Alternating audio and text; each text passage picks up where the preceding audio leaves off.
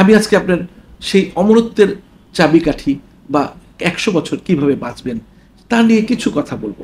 যেমন বার্ধক্যে কি হয়, কগনিটিভ যে ফাংশন সেটা কমে যায়, মানুষের ব্রেন কম কাজ করে, স্মৃতিশক্তি কমে যায়, চামড়া কুঁচকিয়ে যায়, তারপরে সবগুলো অর্গানের কর্মক্ষমতা আস্তে আস্তে লোপ পায়। আজকে একটা ২৫ বছর ৩০ বছরের ইয়াং ছেলের লিভার, হার্ট, কিডনি যেমন থাকে, বয়স বাড়ার সাথে ৬০-৭০ বছর বয়সে কিন্তু দেখা যায় সে লিভার, হার্ট, কিডনি সেগুলো কিন্তু আস্তে আস্তে সেগুলোর বয়স বাড়তে থাকে। আমি আশা করছি যে ২৩-২৪ বছর পরে এই ওষুধটা চলে আসবে, কিভাবে টেলোমিয়ারের লেন্থটাকে আটকানো যায়, কিভাবে টেলোমিয়ারের লেন্থ ছোট হতে না দেওয়া যায়। আমি কতগুলি খাবার কথা বলবো, যে খাবারগুলো খেলে আপনার এন্টি এইজিং যে প্রসেসটাকে অনেকটা কার্যকর করবে। প্রিয় দর্শক, সবাই কিন্তু অনেক বছর বাঁচতে চায়, কেউ কিন্তু মরতে চায় না। সেই কবিগুরু কত আগে বলে গেছেন, মরিতে চাইলে আমি সুন্দর ভুবনে। সবাই ১০০ বছর বাঁচতে চায়, আরও বেশি বাঁচতে চায়, কেউ অমরত্বের সন্ধানে ব্যস্ত থাকে। আসলে বয়স বাড়ার সাথে সাথে বার্ধক্য আসে। বার্ধক্য তো কোনো রোগ নয়, একটা ন্যাচারাল প্রসেস, স্বাভাবিক প্রক্রিয়া। কিন্তু এই বার্ধক্যকে কিন্তু আটকানো যায়, তার জন্য অনেকগুলো ব্যাপার আছে।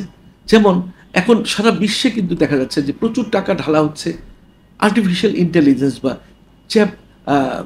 চ্যাট জিপিটিতে। মেডিকেল ফিল্ডে দেখা যাচ্ছে যে ক্যান্সার নিয়ে অনেক গবেষণা হচ্ছে, এন্টি ক্যান্সার ড্রাগ বেরোচ্ছে, কার্ডিওভাস্কুলার বা হার্ট ডিজিজের অনেক নতুন নতুন ওষুধ বেরোচ্ছে, অনেক প্রযুক্তি বেরোচ্ছে।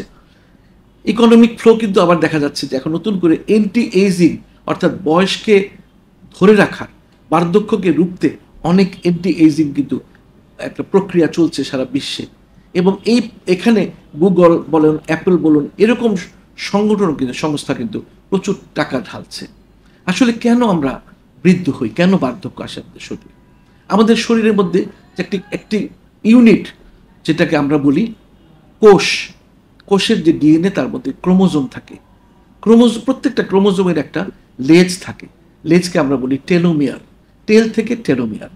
এই টেলোমিয়ার আমাদেরকে, যত টেলোমিয়ারের লম্বাটা বেশি থাকবে, লেন্থটা বেশি থাকবে, ততদিন আমরা আমাদের বার্ধক্যকে রুখতে পারবো। আর আমাদের শরীরে আবার ন্যাচারাল প্রসেসে টেলোমারেজ বলে একটি এনজাইম আছে, সেটা কিন্তু এই টেলোমিয়ারকে সংকুচিত হতে দেয় না, সংক্ষিপ্ত হতে দেয় না। কিন্তু বয়স বাড়ার সাথে সাথে এই টেলোমারেজ যেমন কমতে থাকে, ঠিক তেমনি কিন্তু টেলোমিয়ারটা আস্তে আস্তে ছোট হতে থাকে। এখন বিজ্ঞান বা জেনেটিক ইঞ্জিনিয়ারিং বলছে যে এই টেলোমিয়ারের লেন্থটাকে যদি ছোট হতে না দেয়া যায়, তাহলে কিন্তু আমাদের বার্ধক্যকে রোখা যায়। তো আমার কাছে এখন আমি প্রথমে আপনাদের সালাম জানাচ্ছি। আমি ডক্টর ইকবাল হাসান মাহমুদ, একজন পালমোনোলজিস্ট। আমি আজকে আপনার সেই অমরত্বের চাবিকাঠি বা ১০০ বছর কিভাবে বাঁচবেন তা নিয়ে কিছু কথা বলবো। আসলে অনেকগুলো ব্যাপার স্যাপার আছে, তার মধ্যে যেমন আপনার প্রশ্ন আসে যে এই বার্ধক্যকে রোখা যায় কিনা। আগেই বলেছি বার্ধক্য কোনো রোগ নয়, এটা একটা ন্যাচারাল প্রসেস। যেমন বার্ধক্যে কি হয়, কগনিটিভ যে ফাংশন সেটা কমে যায়, মানুষের ব্রেন কম কাজ করে, স্মৃতিশক্তি কমে যায়, চামড়া কুঁচকিয়ে যায়, তারপরে সবগুলো অর্গানের কর্মক্ষমতা আস্তে আস্তে লোপ পায়। আজকে একটা ২৫ বছর ৩০ বছরের ইয়াং ছেলের লিভার, হার্ট, কিডনি যেমন থাকে, বয়স বাড়ার সাথে ৬০-৭০ বছর বয়সে কিন্তু দেখা যায় সে লিভার, হার্ট, কিডনি সেগুলো কিন্তু আস্তে আস্তে সেগুলোর বয়স বাড়তে থাকে। আমাদের হাতে এখন পর্যন্ত কোনো কাটিং এইজ ফর্মুলা বা কোনো ওষুধ এখনও আসেনি, যদিও আমি আশা করছি যে ২৩-২৪ বছর পরে এই ওষুধটা চলে আসবে, কিভাবে টেলোমিয়ারের লেন্থটাকে আটকানো যায়, কিভাবে টেলোমিয়ারের লেন্থ ছোট হতে না দেওয়া যায়। এখন আমাদের হাতে কি আছে? আমি কতগুলি খাবার কথা বলবো, যে খাবারগুলো খেলে আপনার এন্টি এইজিং যে প্রসেসটাকে অনেকটা কার্যকর করবে। এছাড়া কিছু খারাপ অভ্যাস আছে, সেগুলো দূর করতে হবে। কিছু আমাদের লাইফস্টাইল মডিফিকেশনের ব্যাপার আছে। আমি যদি প্রথমেই কতগুলো খাবারের নাম বলবো, সেটা হচ্ছে ১ নম্বর, যদি পেঁপে, পাকা পেঁপে, আমাদের তো সব জায়গায় পেঁপে পাওয়া যাচ্ছে, তো পাকা পেঁপে যদি আপনি রোজ খান, পেঁপের মধ্যে কি আছে, পেঁপের মধ্যে পেপিন বলে একটি ব্যাপার আছে। সেই পেপিনটাকে অ্যান্টি ইনফ্লামেটরি এবং অ্যান্টি এইজিং একটা তার উপাদান আছে। যারা পেঁপে নিয়মিত খান, পাকা পেঁপে, তার দেখা যায় বার্ধক্য অনেক কমে আসে। তার মধ্যে ভিটামিন এ, সি, ই এবং কে থাকে এবং অনেক অক্সিডেন্ট থাকে। আমরা করোনার সময় কিন্তু আমরা বারবার বলতাম পাকা পেঁপে খান, কারণ এটার অ্যান্টি ইনফ্লামেটরি একটা অ্যাকশন আছে। তা পেঁপেটা আপনার নাস্তার মধ্যে বা যে কোনো সময় পাকা পেঁপে একটু হলেও খেয়ে নেবেন, ডেলি না পারলে অন্তত সপ্তাহে কয়েকবার খেয়ে নিলেন। তারপরে যে খাবারটার নাম আমি বলবো সেটা হচ্ছে আমাদের দেশে খুব একটা পাওয়া যায় না, আদৌ বড় বড় শপিং মলগুলোতে পাওয়া যায়, সেটা হচ্ছে বেরি।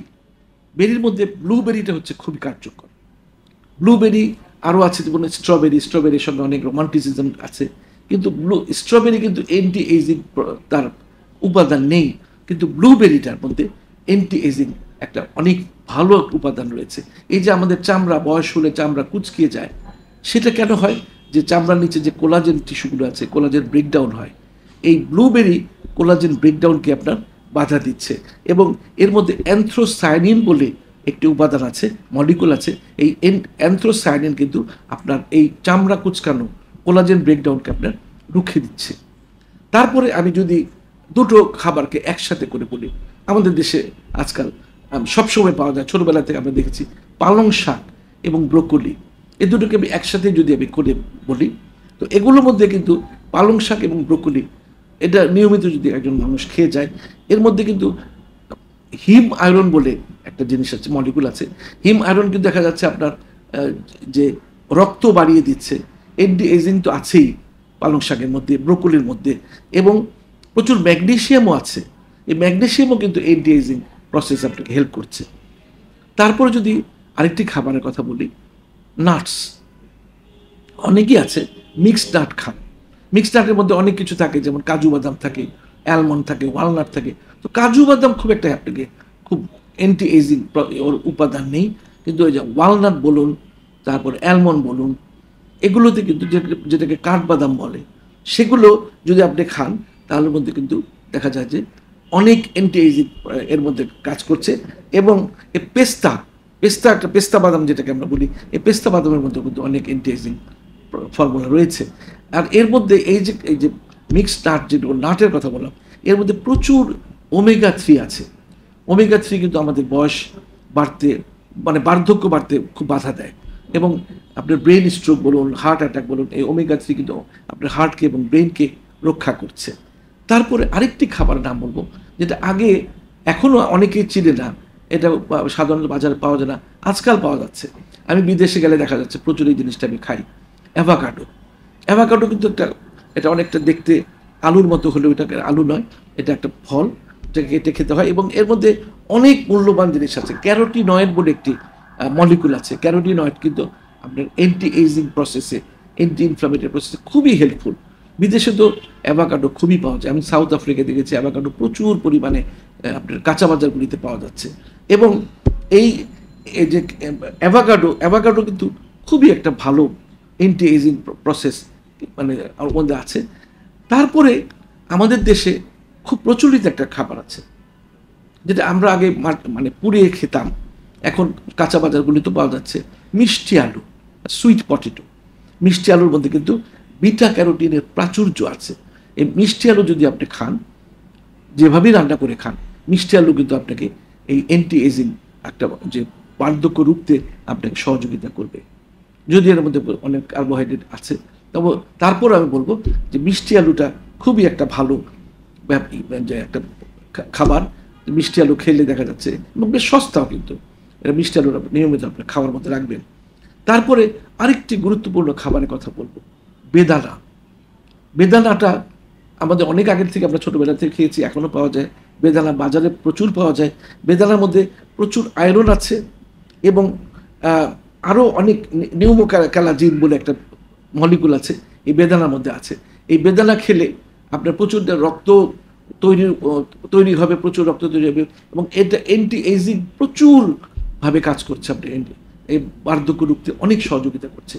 তারপরে একটা পানীয়র কথা বলবো, সেটা কিন্তু আমাদের দেশে আগে খুব প্রচলন ছিল না, এখন কিন্তু প্রচলন হয়েছে।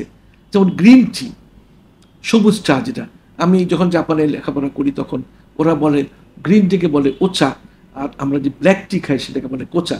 তো ওরা জাপানিরা, চাইনিজরা প্রচুর গ্রিন টি খায়, এবং এর জন্য ওদের বয়স কিন্তু অনেক লম্বা আয়ু পায়। এবং এর মধ্যে প্রচুর অ্যান্টিঅক্সিডেন্ট আছে। এবং ওজন কমানো, যাদের অনেক ভুঁড়ি আছে, অনেক মোটা মেদবহুল শরীর, আপনি জানেন যে যত বেশি মোটা মানুষ হবে তাদের আয়ু অনেক কমে যায়। এই গ্রিন টিতে কিন্তু ওজন কমাতে সাহায্য করে। এবং পলিফেনল বলে একটি মলিকুল আছে এই গ্রিন টিতে। এই গ্রিন টি, এই পলিফেনলটা করে কি, এই যে আমাদের বয়স হয়ে গেলে যে কগনিটিভ ফাংশন যে ডিক্লাইন হচ্ছে, এই কগনিটিভ ফাংশন ডিক্লাইন করতে বাধা দিচ্ছে, অর্থাৎ স্মরণ শক্তি বাড়িয়ে দিচ্ছে, চামড়া কুচকাচ্ছে না, বার্ধক্য চলাফেরা ফ্রিলি করতে পারছেন, আপনি সুন্দরভাবে একেবারে নর্মালভাবে কথা বলতে পারছেন। আরেকটি কথা বলবো, আরেকটি খাবারের নাম বলবো, সেটা হচ্ছে ফ্যাটি ফিশ। বাঙালিরা তো মাছের খুব পাগল, একটা কথা আছে ভাতে মাছে বাঙালি। তো যত বেশি ফ্যাটি ফিশ হবে, এছাড়া সামুদ্রিক মাছ আছে, এই মাছ যত বেশি খাবেন আপনি তত বার্ধক্যকে রোধ করতে পারবেন। অনেকে বলে যে মাছের তেলে খুব ক্ষতি হয়, না, এর মধ্যে মাছের তেলের মধ্যে যেমন ওমেগা 3 আছে, ওমেগা 6 আছে, ওমেগা 9 আছে। এবং এই ওমেগা যে ফ্যাটি অ্যাসিডগুলো, এগুলো বার্ধক্য রুখতে অনেক সহযোগিতা করে একেবারে। তারপরে এর মধ্যে সেলিনিয়াম বলে একটি পদার্থ আছে। এই সেলিনিয়াম কিন্তু আপনার বার্ধক্যকে রোধ করতে সহযোগিতা করবে। এবং সবচেয়ে শেষে যে কথাটা বলবো খাওয়ার মধ্যে, সেটা হচ্ছে আমি খুব পছন্দ করি, অনেকে গিফটও করি, আপনারা নিশ্চয়ই এটার সঙ্গে পরিচিত হয়ে গেছেন ইতিমধ্যে, ডার্ক চকলেট। একটু তেতো লাগে, বেশ তেতো লাগে, 75% হয়তো ডার্ক চকলেট থাকবে, অনেক 85% ডার্ক থাকে, অর্থাৎ তেতোর ভাবটা অনেক বেশি থাকে। এটা কিন্তু ডার্ক চকলেট আপনার মনটাকে উৎফুল্ল করে, সঙ্গে সঙ্গে কিন্তু দেখা যাচ্ছে ব্রেনকে চাঙ্গা রাখে এবং বয়স কমাতে, বার্ধক্য কমাতে খুব সহযোগিতা করে। এ তো গেল 10টি খাবারের কথা বললাম। এছাড়া আরেকটা ব্যাপার আছে যে মেটফর্মিন আমরা ইউজ করি ডায়াবেটিস রোগীদেরকে, ডায়াবেটিস কমানোর জন্য। মেটফর্মিনও কিন্তু আজকাল দেখা যাচ্ছে মেটফর্মিন যদি নিয়মিত খাওয়া যায়, সেখানেও কিন্তু দেখা যায় যে তার বার্ধক্যকে রোধ করা যায়। যদিও কিডনি রোগীদের ব্যাপারে আমরা মেটফর্মিন আমরা দেই না, প্রেসক্রাইব করি না। তবে লাইফস্টাইল মডিফিকেশনের খুব গুরুত্ব আছে। সেটা হচ্ছে কি, সেটা আপনি ধূমপান করবেন না, অ্যালকোহল খাবেন না, তারপরে প্রচুর হাঁটবেন, 30 মিনিট অ্যাটলিস্ট আপনি ব্রিস্ক ওয়াকিং করবেন, ঘাম ঝরানো ব্যায়াম করবেন। তাহলে আরেকটা যে টাইমলি ঘুমানো, সকালবেলা উঠা এবং এক্সারসাইজ করা, মনটাকে খুশি রাখা, প্রফুল্ল রাখা, দুশ্চিন্তা দুর্ভাবনাকে এড়িয়ে চলা, নেগেটিভ মেন্টালিটিকে দূর করা, সবসময় পজিটিভ থিঙ্কিং, এগুলো কিন্তু আপনার বয়স কমাতে সাহায্য করবে। যে রাত্রে যদি একটা অনিদ্রা থাকে, সকালবেলা দেখবেন আপনার একদম চামড়া কুচকিয়ে যাবে সকালেই। সুতরাং আপনার মনকে প্রফুল্ল রাখুন, ভালো থাকুন, নিয়ম মেনে চলুন, তাহলে বার্ধক্যকে রোধ করা যাবে। আপনারা ভালো থাকুন, সুস্থ থাকুন, যুবক থাকুন, যৌবনকে ধরে রাখুন এবং আপনাদের সবার জন্য রইল অনেক অনেক শুভকামনা।